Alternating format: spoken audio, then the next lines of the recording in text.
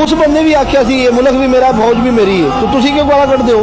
या बिल्कुल जी, बिल्कुल बिल्कुल। ਤੁਸੀਂ ਦੱਸੋ ਮੈਨੂੰ ਇਸ ਚੀਜ਼ ਦਾ, ਤੁਸੀਂ ਜਵਾਬ ਦਿਓ, ਤੁਸੀਂ ਕਿਉਂ ਗਾਲਾਂ ਕੱਢਦੇ ਹੋ? एक तो ये पढ़े लिखे नहीं है, ऊपर से कोशिश भी नहीं करते।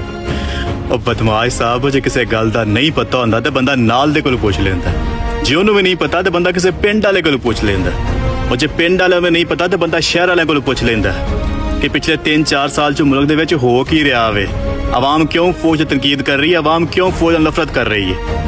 बंदा पूछ लेता है किसी से, अगर नहीं पता होता तो। बदमाश साहब, इस बदमाश को, इस कंजर को आज तक समझ नहीं आ रही कि पिछले 3-4 साल में मुल्क के अंदर हो क्या रहा है।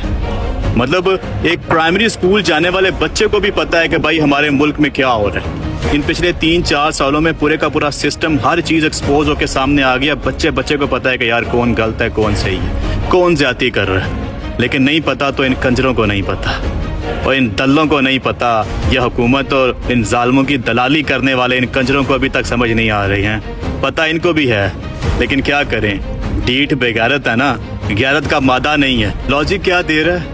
इमरान खान ने कहा था कि मुल्क भी मेरा और फौज भी मेरी है, तो फिर ये गालियाँ क्यों निकाल रहे हैं, फिर ये तनकीद क्यों कर रहे हैं? अगर मैं कहता हूँ कि ये घर मेरा है और इसके सामने खड़ा चौकीदार भी मेरा है, तो इसका क्या मतलब है कि चौकीदार घर में घुस के जो मर्जी करता रहे? इसकी लॉजिक इसी के ऊपर फिट करते हैं ना, कि अगर इमरान खान ने कहा है कि फौज भी मेरी है, मुल्क भी मेरा है, ये इसके पीछे खड़ा चौकीदार है इसका। अगर इसका चौकीदार इसको उठा के बाहर फेंकता है और इसके घर के ऊपर कब्जा कर लेता है और फिर घर के सारे मामलात वो चलाता है, तो क्या ये कहेगा नहीं कि मेरे साथ ज्यादती हो रही है? और फिर ये अदालत जाएगा या नहीं जाएगा? फिर जाएगा ना। और फिर अगर वो चौकीदार इसका अदालत के ऊपर भी कब्जा कर लेगा, तो फिर ये क्या करेगा?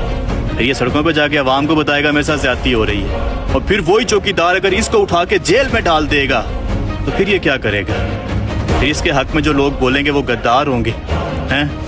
इतनी सी कहानी है जो इस दल्ले को समझ नहीं आ रही। कहता है कि फौज के खिलाफ क्यों?